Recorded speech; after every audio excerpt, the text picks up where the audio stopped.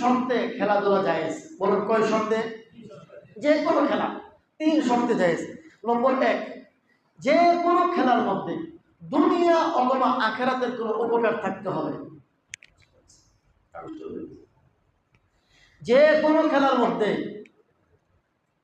দুনিয়া অথবা আখিরাতের কি থাকতে হবে? উপকার থাকতে হবে। দুনিয়া এবং আখিরাতের, হয়তো দুনিয়ার উপকার হবে অথবা আখিরাতের উপকার হবে। আমি দু একটা উদাহরণ দেবো, তাহলে বুঝতে পারবেন। হাদিসের মধ্যে এক প্রকার খেলাকে বলা হয়েছে আর রমিউ, তীর নিক্ষেপ করা।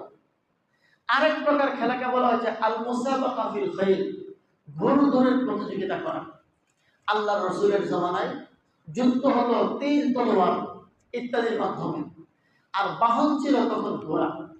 সুতরাং মুসলমান কাফেরের মোকাবেলায় যুদ্ধ করবে, যুদ্ধের প্রশিক্ষণ হিসাবে তীরের খেলা, কে কতটুকু দূরে তীর মারতে পারে, কে কতটুকু দূর থেকে শিকারকে বৈধ করতে পারে, কে কতটুকু দূর থেকে অথবা কে কতটুকু বেগে স্পিডে ঘোড়া দৌড়াইতে পারে, এই জাতীয় প্রতিযোগিতা নবীদের জমানায় হইত। এটা এক প্রকারের খেলা। বলুন এই খেলার দ্বারা আখিরাতের লাভ আছে না নেই?